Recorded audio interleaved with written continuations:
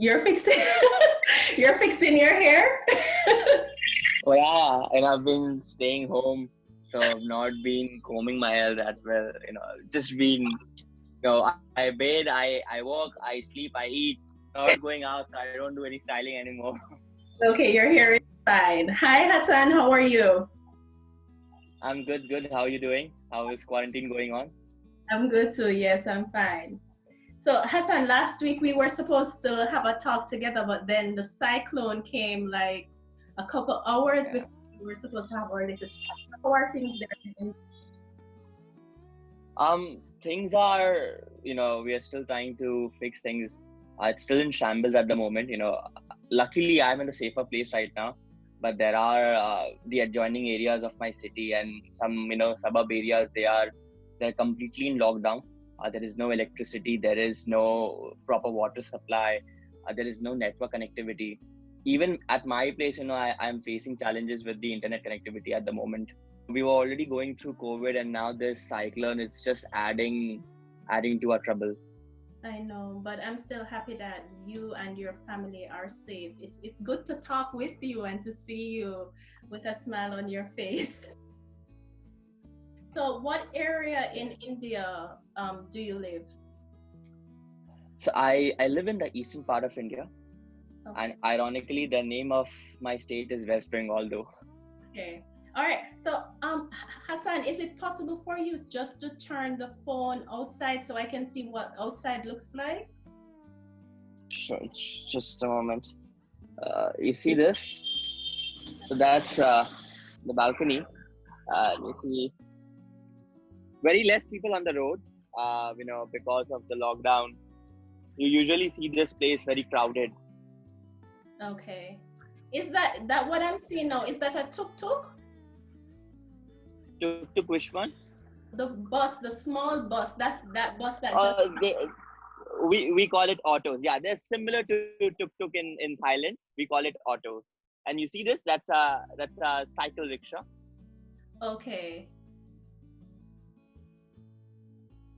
Yeah. So I'm super happy and super blessed. I am with my family, and all my family members are safe. We are having a shelter, proper food, water, and the basic amenities to survive. Okay. I have never been to India, Hassan, but I want to visit one day. I love Indian food. I love Indian clothing. I just, there's so many things that I love about India and I want to visit. What are some good Please spots? be my guest. Yes, I'm coming. I'm definitely coming and I will be. So if I visit India, what are some of the places that you would recommend for me to go to? Or anyone at all? All right. So India is a diversified country. You can see even snow in the northern part. You can see even sand in the western part. You can see the city hustle bustle. You can see the party experiences as well. So it all depends on what kind of thing that you want to do.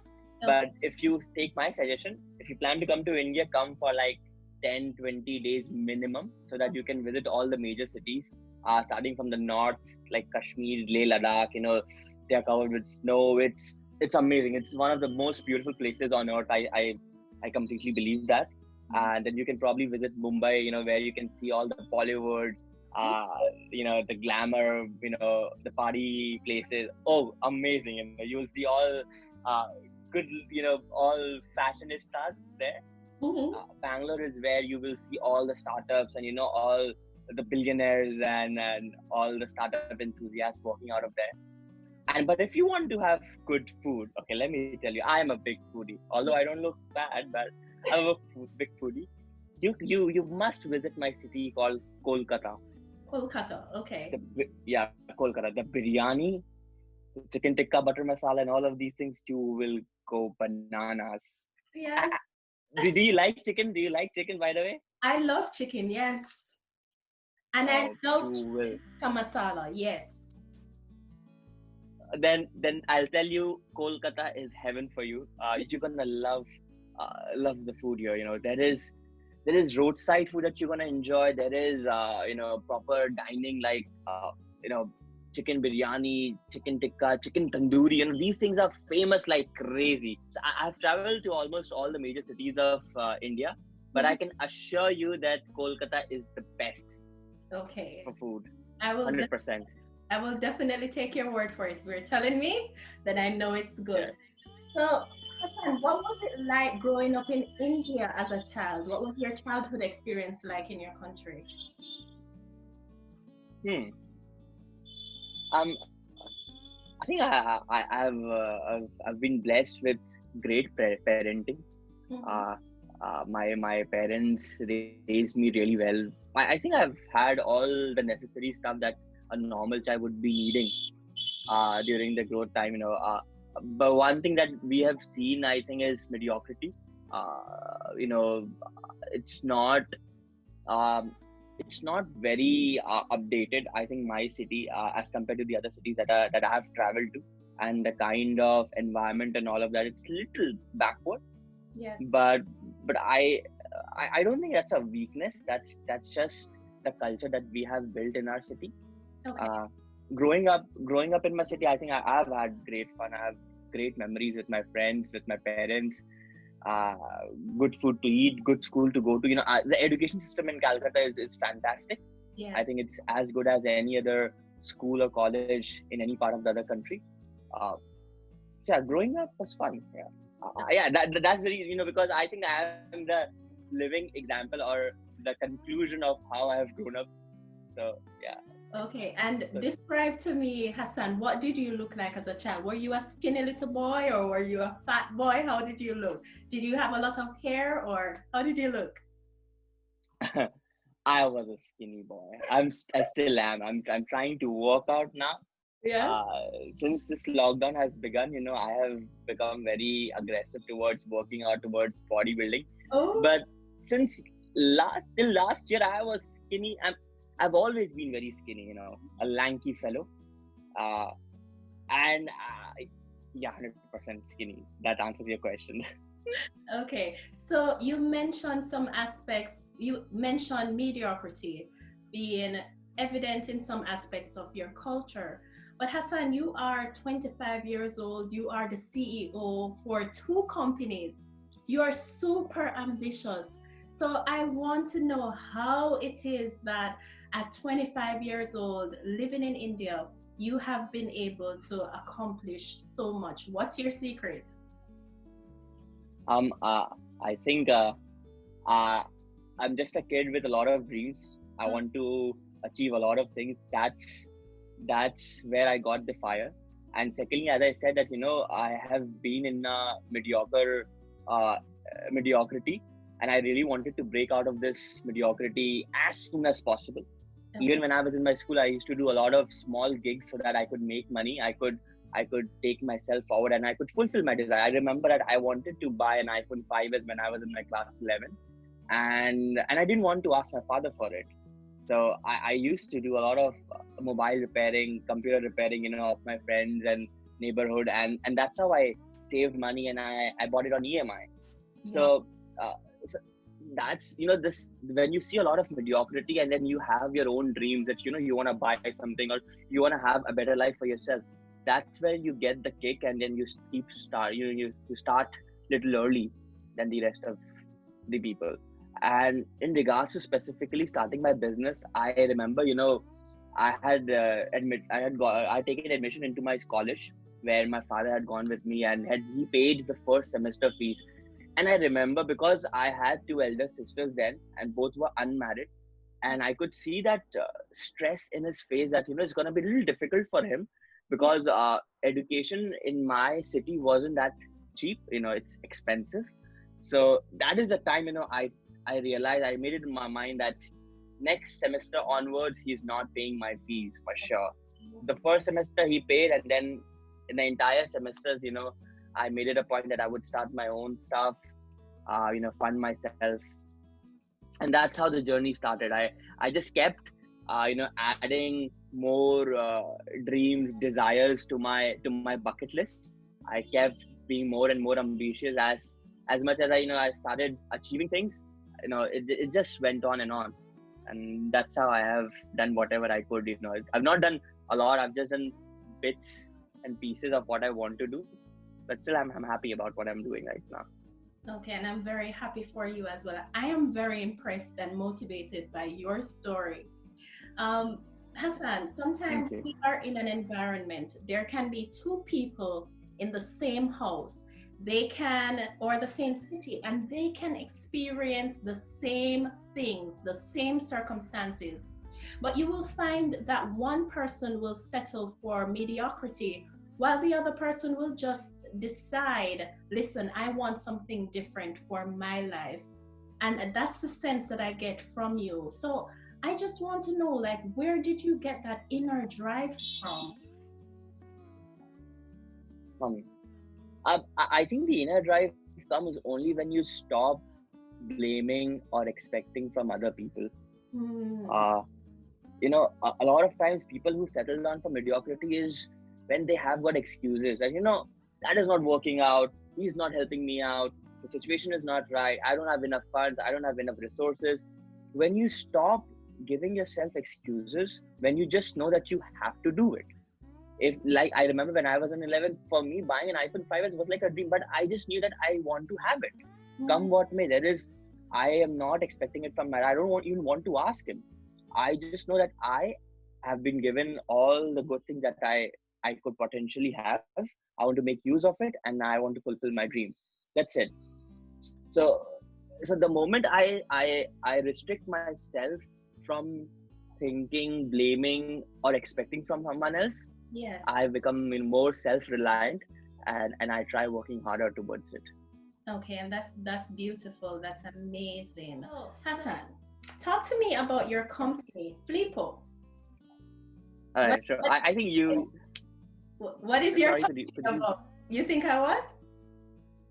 Yeah, so you are my client as well, so you are a best testimony. Yes, I am your client.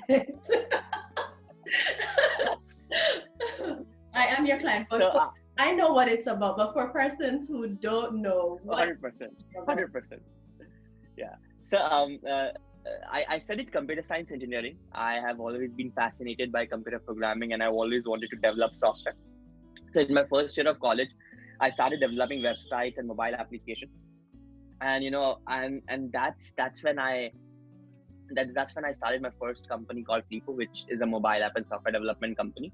Okay. By the time I graduated, I had already expanded my company to 2 different countries as well, one in the UK and one in Kosovo, with over 60 team members working globally. So that's how I expanded, and yeah. So because I was developing softwares and mobile applications for other startups and other corporates, I have always wanted to develop a product of my own. And that's when last year I decided upon developing my own another company, which was going to be product centric, and that's how I started Tag Mango as well, the other company of mine. Okay. And what are some of the challenges that you have faced and that you have had to overcome as a young entrepreneur? I think one of the biggest challenges that I still face is hiring. Getting the right people to work with you is super important and super difficult.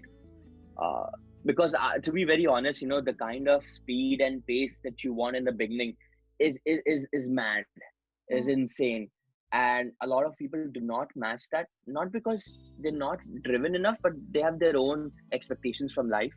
So matching that becomes a challenge. Getting the right resources. So that is, I think that is the biggest challenge for me. And throughout the journey, you get ups and downs. A project is not doing well. Sometimes you get a technical failure, and all of these are small challenges that happen, and it'll keep happening. There is no stoppage to it. But the biggest challenge, if I could, identify in particular, is hiring. What I love about you is that your customer service is excellent, 100%. And also just in the way that you communicate with your clients is amazing. So I just want to tell you that I really appreciate that. You're always like, is there anything that I can help with, ma'am? Is everything okay? I will send it to you tomorrow. And you are right on time. And a lot of times when we're doing business with other people, you don't get that. So your service is absolutely amazing, and I want to commend you for that.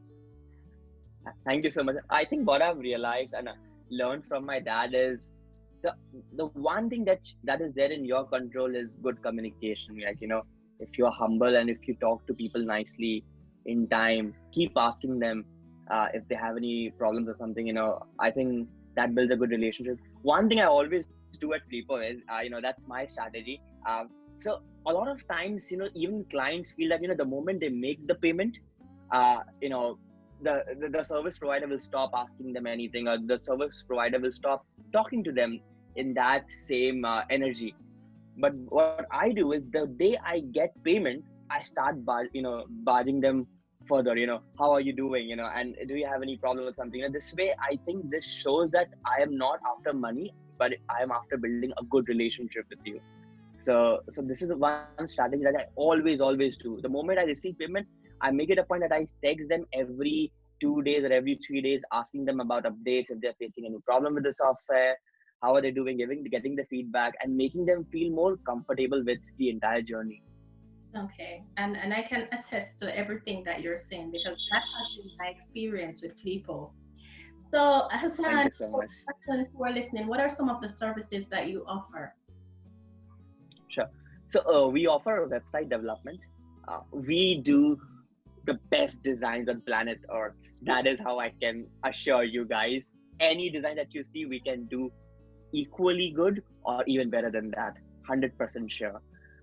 So there is website designing, there is mobile application development, and then there is customized software development. So these are the three main services that we offer at the moment. Okay, and if someone wants to get in contact with you or any member of your team, how can they reach out to you? So they can reach out to me on my website, or they can. There is a phone number there as well that is available on WhatsApp, or you can write to us at info@fleapo.com. Okay. Happy to take it forward from there. And I want to thank you so much, Hassan, for talking with me today. I am in Japan, you're all the way in India. Thank God for technology. Yeah. Absolutely, thank God. I'm so thankful that we are in the best time of our lives, that everything is technology driven. Yes. You are in Japan and we can still talk, we can still have a good communication even during this lockdown. Yes, absolutely.